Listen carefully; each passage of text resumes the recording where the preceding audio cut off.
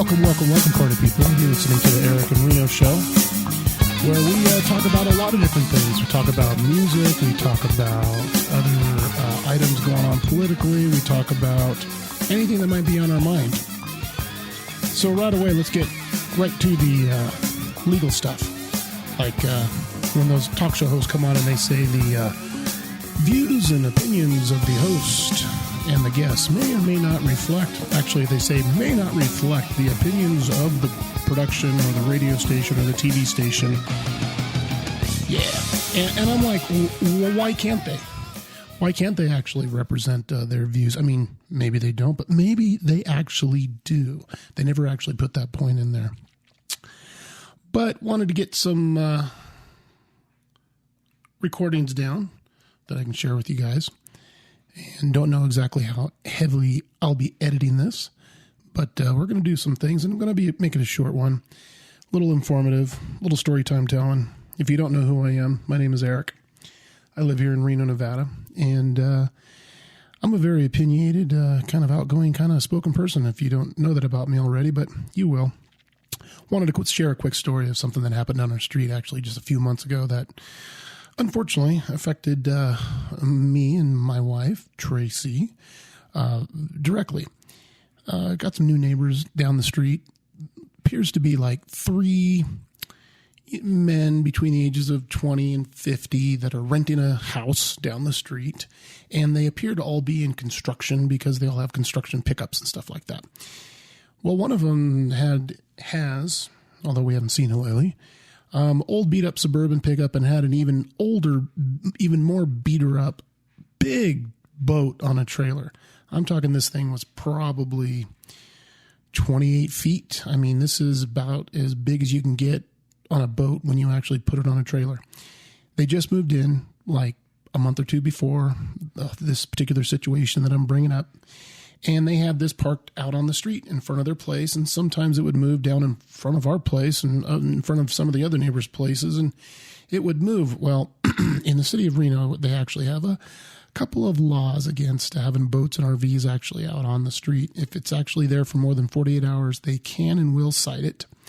And he received a couple of warnings, and they would just move it to a different spot on the same street. And it was a pretty good eyesore.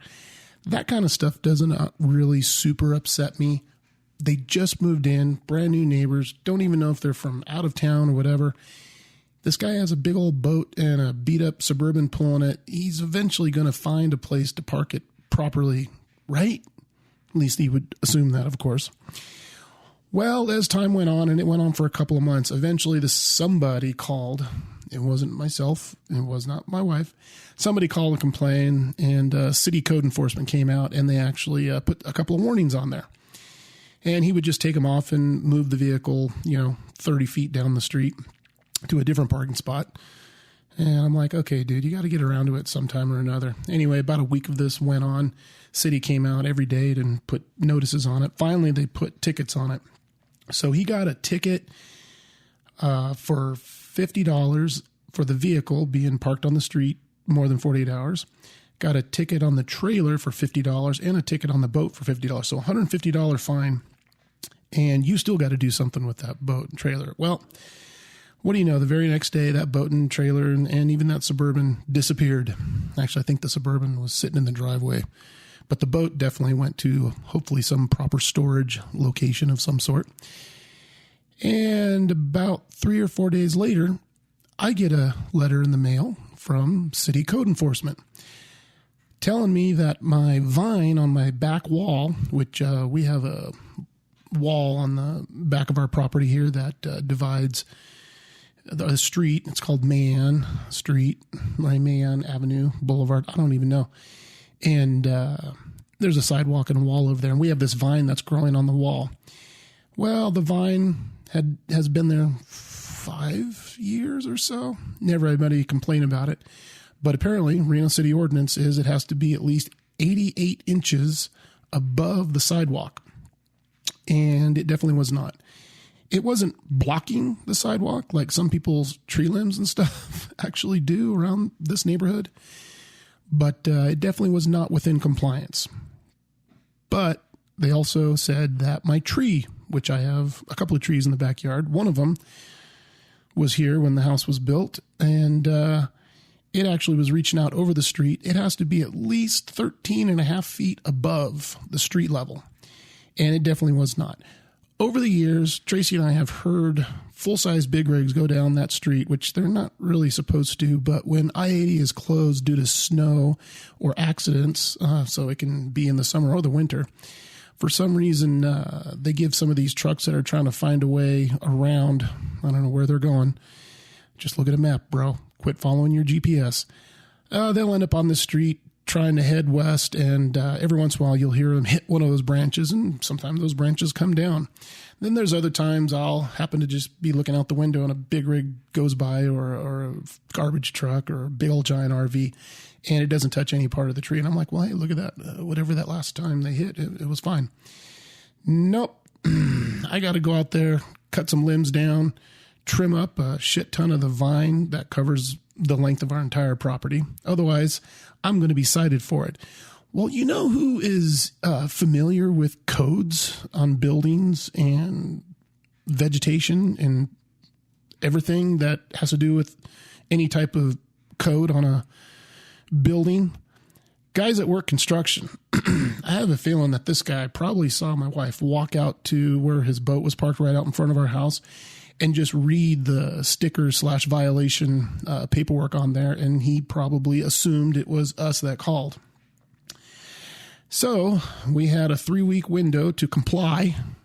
We had to go out there, cut a bunch of the vine down, haul it off. It's a very busy street, so this exactly wasn't, incident-free. That took us about 3 hours one day, and then the following weekend, we went up there and cut down some of those limbs, and as we're cutting some of those limbs, you have to pull them out of the street so you don't hit any of the traffic going by. People, man, those drivers are so crazy. You see two people out on a sidewalk with ladders and stuff like that, and you're driving towards us. Move over. There's 2 lanes. Move over to the far lane. But no, they'd come right by us, which is really kind of funny. And that's a whole nother podcast situation right there. Anyway, so we got it all cleaned up. I sent pictures, and now we are in compliance. That was a big pain in the ass, but it had to be done. I'm not fighting that. It's just that tree's been there since 1986. No one's ever complained about it before. The vine's been there for about 5 years now. No one's ever complained about it before, but as soon as you get new neighbors that are in violation themselves of some of the parking violations, they go ahead and call you in violation. Kind of petty, but hey, there's no women living there. This is 3 dudes, and they all 3 work for different companies, so it's not like they're a work crew or anything like that. So I had several emails back and forth with the city of Reno enforcement, making sure I was within compliance. I actually appreciate how good I am at lawyer speak and emails and stuff like that, although it probably doesn't read as well as I think it does in my own head, but hey, it's my head, so it's true. I went ahead then replied, because I haven't heard back from them since we did the last cutting of the tree. They just said they were going to come out and re-inspect it, and if it was within compliance, I wouldn't be hearing back from them. I'm like, no, that's not good enough. I need you to tell me I did a good job, boy. You did a good job, boy. So I wrote an email out. I didn't send it. I've been told that it's actually really good to write down thoughts that you have about a particular situation, either in text, just go ahead and type it out. Maybe you're upset with somebody or something like that, or maybe even drink it in your texting or emailing or something like that, which we all know how fun that can be. So I wrote out this email, but I didn't send it because, my wife said that would be a bad idea if I did. I don't think it's a bad idea. It just doesn't look good on me, but I wanted to read it to you. I wrote this to the compliance officer, which she was actually pretty nice, but Justine is her first name. She was pretty nice, but she is a code enforcement compliant officer for the city of Reno. And by the way, as far as codes in cities, you probably have very similar codes in your city as well. They're not that different from different city to different city. Anyway, so I wrote this email to her. I never heard a follow-up on my compliance report. You know me, I'm always looking for, some sort of, gratification of some sort. I'm assuming I'm no longer out of compliance. Should I be doing my duty as a citizen and start wandering around the city of Reno and report out of compliance items on private properties as well as city of Reno properties? When she sent that letter to me and we were emailing back and forth, I actually ended up calling her on the phone too.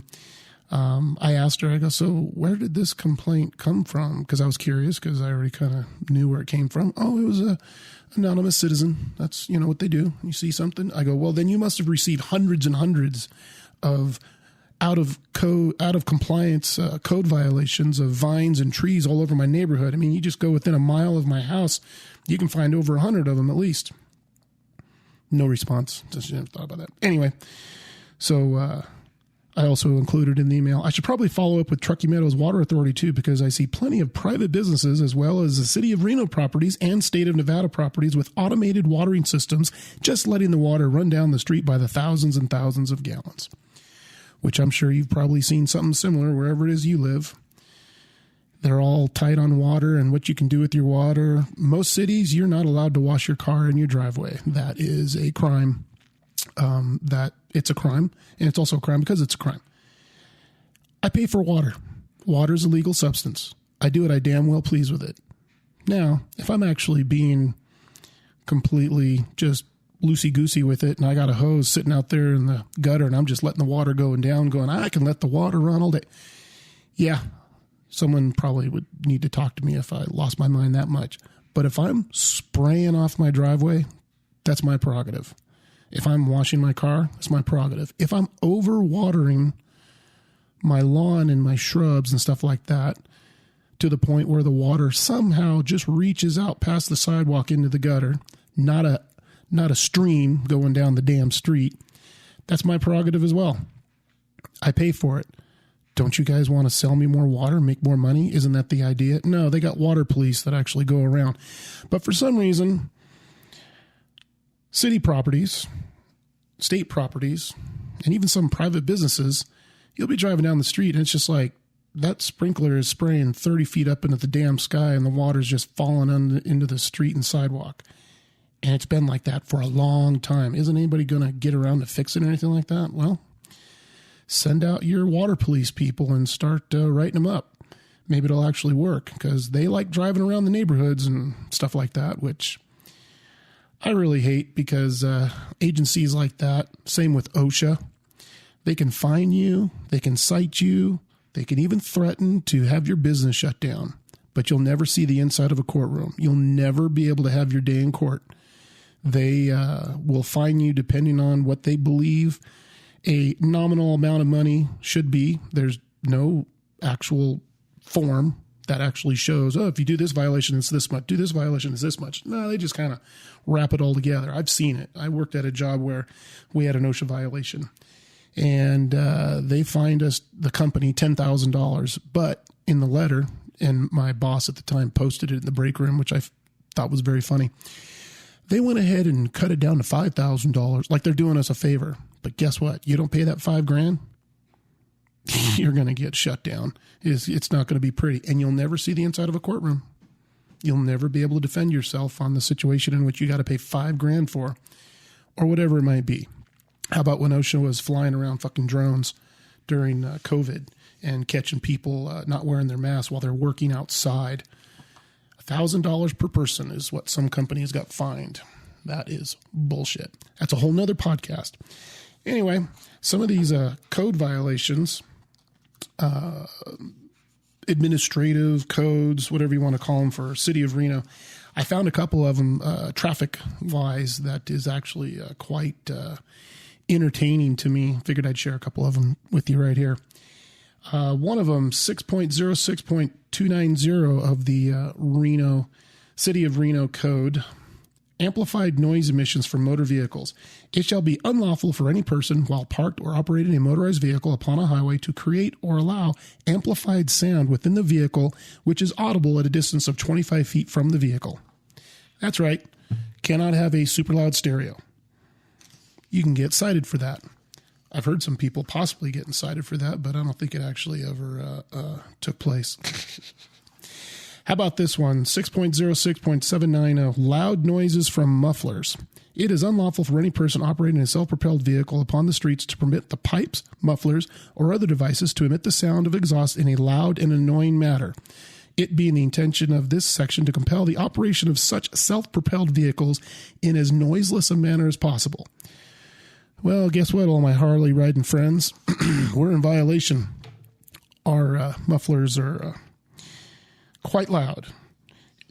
People ask me, why is your muffler so loud? Well, it's a hot rod, and all hot rods breathe really well. You actually modify the air intake system so the engine gets more air, and you modify the exhaust system so that the exhaust can escape faster, thus moving more air through the engine. Give you more power. It also gives you better fuel mileage, but they don't talk about that. Mufflers on motor vehicles. So there's actually a Reno code for mufflers.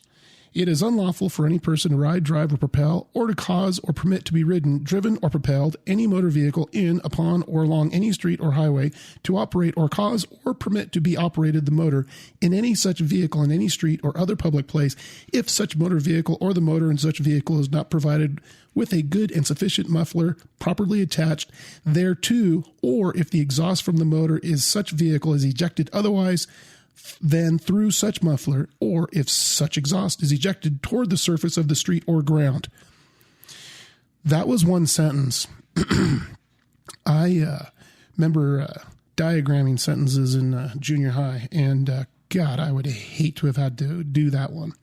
But yeah, you got to have a muffler on your vehicle. It's a law, which we all kind of knew, right? But never heard of anybody being cited for it. Here's another Reno code for vehicles and traffic. 6.06.700, slower traffic to drive on the right. Listen up, you slow drivers and older people. If any driver drives a motor vehicle at a speed so slow as to impede the forward movement of traffic proceeding immediately behind such vehicle on any highway whereon a higher speed is lawful, the driver shall, when the width of the highway permits, drive to the extreme right side of the highway until such impeded traffic has passed by. You got that? No impeding. I don't care if you're actually doing the speed limit. You got people behind you, get out of the way.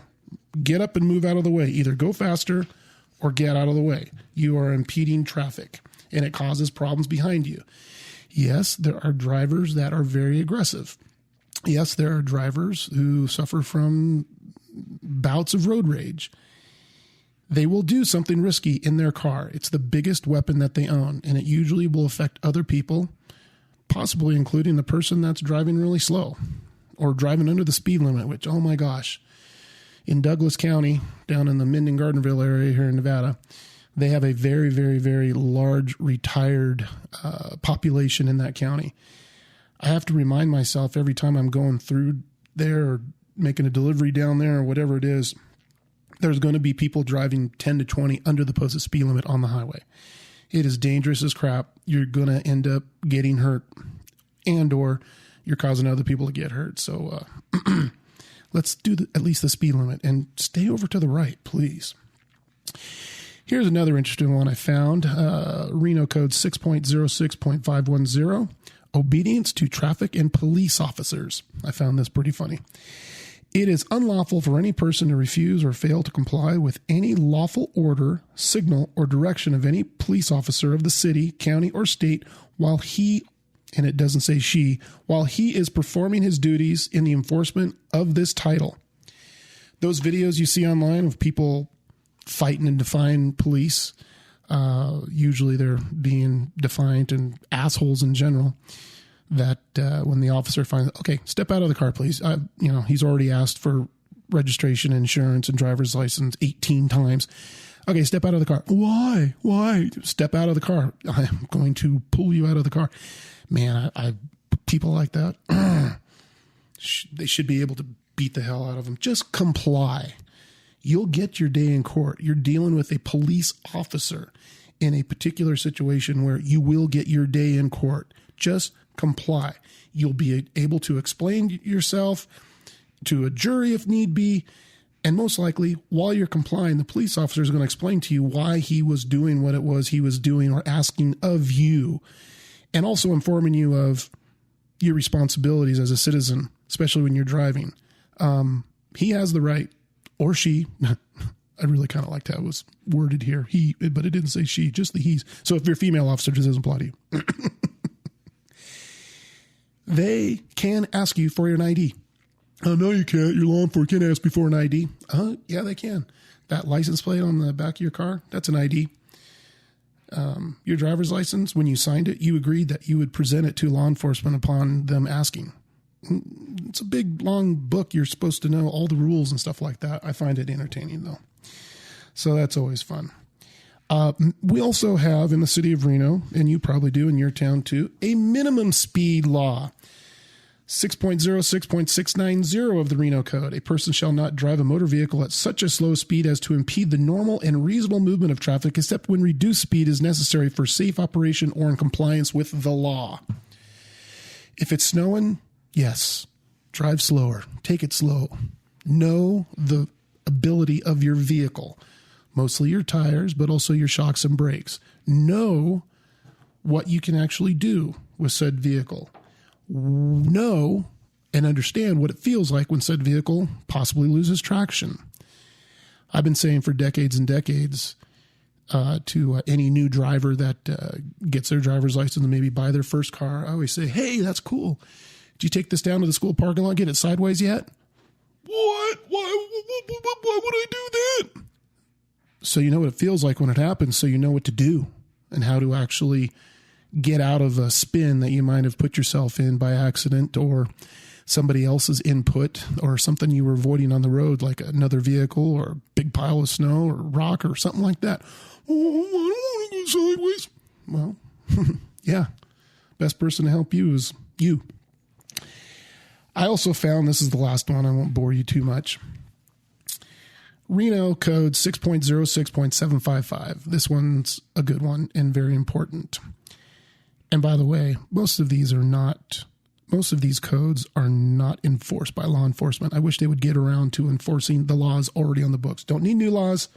Let's just make sure we're doing 100% of the enforcement of all of the laws.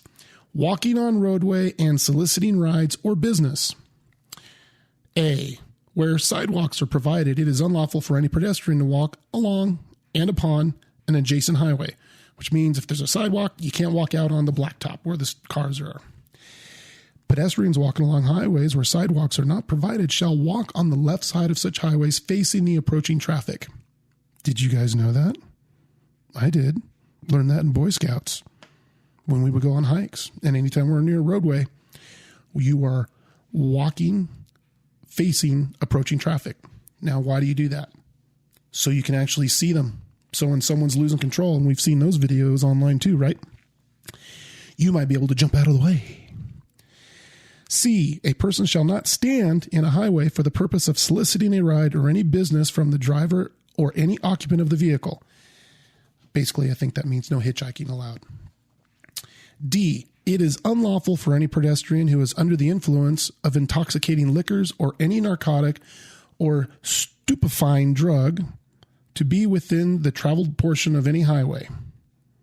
So don't be drunk. We don't want you to fall in front of a vehicle. Makes sense to me. E, unless otherwise permitted, no person shall stop, stand, or remain in a painted or raised traffic island or median not designed for use by pedestrians except to wait to cross the roadway at the next pedestrian signal or in the absence of a pedestrian signal when traffic has cleared or yielded. Reason why I bring that up, because you probably have this problem in your town as well. Lots of freeway get-off ramps, lots of intersections with islands. Sometimes those islands that divide the flow of traffic lanes can be 12 inches wide. Sometimes they can be 36 inches wide. You're not supposed to stand out there with a sign begging for money or food or a job, homeless, please help. Look, that's a whole nother amount of conversations we can have in other podcasts, which I definitely will be bringing up sometime in the future. looking forward to having some other guests that actually have some knowledgeable experience dealing with our current homeless pandemic that we have going on. But there is a law. You're not allowed to be standing out there begging for money or anything. I wish law enforcement would enforce this because it's dangerous. Being out there in the middle of the damn road or at the end of a get-off ramp is dangerous as hell. When my kids were super little and we would go on walks around our neighborhood and stuff like that, and we'd be on the sidewalk, we'd get to an intersection, and I would teach them, look, you need to look. Your head needs to be on a swivel. That curb right there does not mean you're protected from that car going by. That car can come right up that curb really super fast. Like I said, I really wish that law enforcement was actually enforcing these laws. Anyway, I'm done ranting about that kind of stuff. Hopefully you found some of it entertaining. Maybe you learned a little bit of something. Maybe you learned something about yourself on how much you were actually supposed to know already about traffic laws and other laws in your town, around your house, around your business, or something like that. There's a lot of them, and when you sign your driver's license, you're agreeing that you know them all, because you can be charged with a violation of some sort, if not. And I've heard plenty of people go, "Why me? Why did I get this ticket? Why did it?" You were supposed to know already. Anyway, it's about keeping people alive. Again, a whole nother podcast. 2023, 44,000 Americans lost their lives due to car accidents. That's a whole nother podcast. We'll talk about it some other time. Let's get to something fun. So I really like music a whole lot. And I thought about when I started doing this podcast, what I would do is I'd pick out a song that I find interesting, entertaining, makes you shake your hips, something. And maybe it's a song that a lot of people are not necessarily familiar with or have actually heard, or maybe it's been quite some time since they've actually heard this song, or a group or a performer or a person or a singer, whatever it might be. So I got thousands of those kind of songs, and hopefully I'll be sharing them here. And what I'm going to do is give you a little history about the band or the musician or something like that, or about the album, the song, which album it came off of and such. And then we'll call it the moment of musical bliss, where I will play the entire song at the end of this podcast, so you can enjoy it. Hopefully you enjoy it as much as I do. This one I picked out. I'm a huge Van Halen fan. I think Van Halen was one of the best rock bands of all of rock history. I didn't say they were the best. I said they were one of the best. All four of the original members, David Lee Roth, Michael Anthony, Eddie Van Halen, and his brother Alex Van Halen. They were a really great quattro musicians, that's for sure. Anyway, this album that I picked out, Fair Warning, and I'm reading this directly from Wikipedia. Fair Warning is the fourth studio album by American rock band Van Halen, released April 29th, 1981 by Warner Brothers Records. Who cares about that? The album peaked at number 5 on the Billboard 200. So if you were alive back then in 1981 and you went to places to buy your records or cassettes, like Warehouse Records or Tower Records or one of those places, back when we actually buy music at stores, you probably saw all kinds of these posters on the walls of all these places of all the top current, albums that they're promoting and selling and stuff like that. And they had quite a few of them. There's no doubt about that. Anyway, let's get back to talking about the album. Like I said, released 1981, it sold more than 2 million copies, but was still the band's slowest selling album of the David Lee Roth era. Despite the album's commercially disappointing sales, Fair Warning was met with mostly positive reviews from the critics. The cover artwork features a detail from The Maze, a painting by Canadian artist William Kurlecki. William Kurlek. Weird name, I guess. I know. Which depicts his tortured youth. The album was listed by Esquire as one of the 75 albums every man should own. I would agree with that. Top 75 everybody should own. I like it. It's good. The Fair Warning album was one of the first albums to reflect the rift in the Van Halen power structure. Dave Lee Roth wished to emphasize the pop influence that emerged on the previous two albums, which brought the band increased attention and a wider appeal, while Eddie Van Halen preferred to explore darker, longer, and generally more complex song structures that emphasize his innovative guitar work. Eddie apparently prevailed, as the album in fact featured longer, darker, more aggressive guitar-oriented material. Unchained, which is the most popular song on the album, can be heard frequently on the rock radio stations. The album is also accompanied with an insert of the band in a black and white picture. It's actually a very famous black and white picture of the four of them. And it was one of those, if you bought the record, it's a small poster you can post if you wanted to. And in the CD, it's just the inside of the CD case. But it is pretty iconic is what it is. Anyway, let's get to the song. The song I got picked out here for you on this particular album is called Dirty Moves. And you probably have heard it. Maybe it's been more than 25 years since you've actually heard it. Doesn't get a lot of radio play, but it did make it to the top 12 the particular week it came out back in 1981. So it was getting some play on the radio. Anyway, I want to appreciate you, and I want to thank you. Well, actually, what I want to do, I want to thank you and let you know I appreciate you listening. Hopefully you enjoyed what we're talking about. Going to do hopefully a lot more of these in the future. I have an email address I want to give out so you can actually contact me. Go ahead and send me your thoughts, your wishes, your desires. Poke fun at me. I don't give a shit. Anyway, maybe you can email me and let me know that, hey, love to be on your podcast talking about all kinds of different things. Email address is ericinreno@duck.com.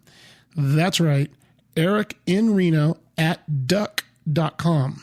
Quack, quack, duck. Spelled just like it sounds. Hopefully I hear from you. Anyway, let's get to the music. This particular track, like I said, called Dirty Moves. Hopefully you've heard it before. Maybe you haven't. Hopefully you enjoy it. I know I do. Thanks for listening. Hope to see you soon.